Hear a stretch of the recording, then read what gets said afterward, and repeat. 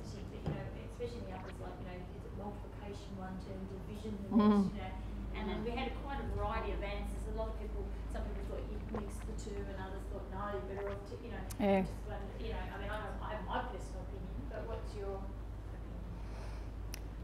Again, I've been in schools where they, year 1, 2, where they've done addition Monday and subtraction Tuesday, and well, probably went back to addition, but you know, like a hodgepodge of stuff. I think that's terrible. I'm more for staying with stuff in depth until the kids' understanding is developed. Yeah, that's right, and then move on. Yeah, and once you get into the application stuff, the stuff starts to mesh after a while anyway. That you're taught addition in depth, and then you're taught subtraction in depth, and later on you're giving problem solving that has 2-step tasks in it, and so addition and subtraction weave into each other.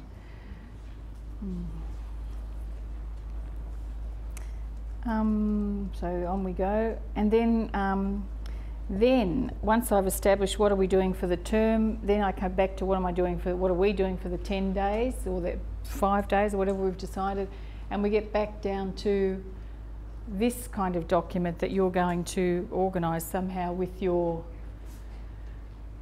teachers. I don't know if I've put a similar one to this up before. Yeah, this was, who are these people?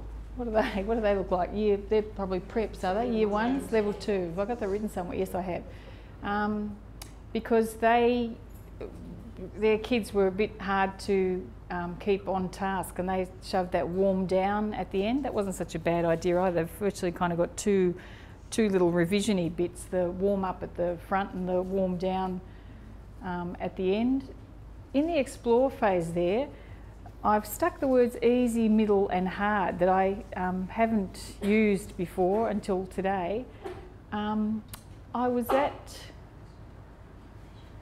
which region? Hume region the other day, and in differentiating there, the whole region have been told for maths that they have to put those words in their planning documents, easy, middle and hard, and show where they've taken note of we need for me, easy, I don't even like the words easy, medium and hard. It sounds like, who's doing easy work? No one should be doing easy work. Everybody should be doing challenging work, yeah. But I put them there just because that's actually what we're doing in this explore phase. We've got 3 variations on a theme at 3 different levels, and it may be, as I've said before, that all the kids in the grade, once you've done the launch stuff, you might find, oh my God, they all really need to do the first one because we're not that far progressed. Or maybe, oh, everybody really needs to, they're so much better than I thought they were, we actually will all do the third one. Or half the kids will do 2 and half the kids will do 3. Half the kids will do 1, or 3/4 of the kids will do 1 and 2 kids will do the third one there. And is this is the sheet that you're saying you're using at your school? Yeah. And can you give us some feedback from the teachers about that? We haven't actually started yet. Oh, okay. Yeah. But we decided that's what we would want to use. We haven't actually agreed on that layout. Just so we're planning for those 3 levels. Yeah. And I hope the first time I put this up, I said to you that it may be, when you ask, if you use something like this, it looks like a lot of writing in the first instance, and it probably is, although it'll just be mirroring the conversation that's taking place. But it gets people into the practice of knowing that that's our lesson structure and that we differentiate. And so one of those things that you've only probably got to do it maybe for some people 3-4 weeks, and the message sinks in that that's how our lessons will look here. They may be able to start abbreviating some of that stuff, but it doesn't hurt to begin with a document that sets it out quite clearly. And I think good having a sample too, I don't know if we can access that, I'm sure we can if we get up on the ARZ side. Because we're using that model, my teachers are doing more than that, multiple writing, and it's simplified. They're writing too much, and I'm thinking, yes, I need that much information, I think. Whereas this is much simpler. Well, I mean, they don't need the whole lesson scripted for them. That's the thing, isn't it? You know. That's one lesson. Yeah. 5 is the ideal, yeah. But I'm finding we've started doing this, and we've got one teacher who, you know, gets off track. Like you really have to focus in, or they don't get the 5 days done over in that 1 hour. yeah, right. And so what's going on? How are you going to fix that? What's the accountability? I'm not there at the moment because I'm here. Yeah. So once hopefully I get back there, I think they just need somebody to make sure that they sort of stay Yeah. focused. Because I've got, you know, the one teacher who goes, oh, how about let's do this and let's do that. And it's Ad like, hoc. yeah, it's like that. Let's focus in. With Yeah. I've found in most schools I do that first part, we get that done on planning day, but very limited will get to that. We might get a week's worth. Sorry, when you say the first part, what do you mean? Just the launch or? We've gone back a few slides. Oh, just okay. looking at the valves, Yeah, just rightio. looking at Yeah. it. But if we're lucky, we might get 1 week's worth of maths lessons done in that. Yeah, planning that's a day. shame, isn't it?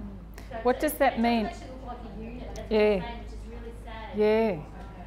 Because then by week 2 the teachers are off on their own. Yeah. And I think you might find the scope and sequence that these people have developed makes it easier for teachers to move through that early phase.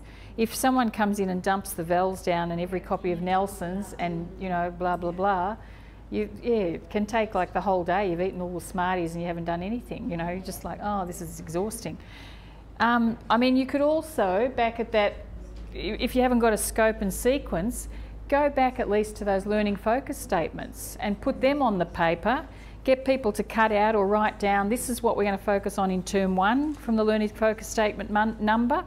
This is what we're going to focus on in term 2, term 3 and term 4, so that people don't get bogged down with, you know, reading all the documentation but never actually get to do the task. Particularly in that, you know, the first 3 days of 2010 in the school year, your teachers are going to be planning. Well, if there's not a scope and sequence there for them, something that narrows it down, then have a plan in mind about what you're going to do. And I'd reckon give them the learning focus statements and do that, organise it into the 4 terms so that they know what their focus is.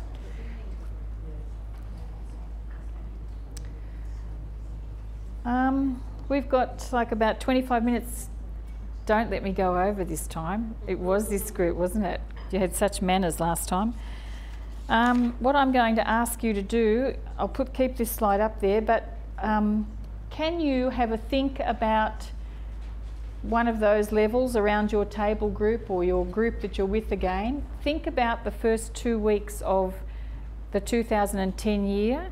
I've got a few learning focus statements, and you may have some if you're online. You had them as handouts way back in term 1. Can I get you to just have a think about the answers to those questions and what that might look like at your school for one level in term 1 of 2010? I mean, which one of those models are you likely to use? What do you think? Some of you will be the actual classroom teachers here right now, and so it's a way for you to kick-start what might your team, how might you lead the team in relation to the first 2 weeks of the 2010 school year. What kind of test might you do? What would you use as a test? What things would you be testing on? And even perhaps, I don't know, you won't, in 25 minutes you won't get to a weekly planner, but I'll leave that slide up there. You'll go.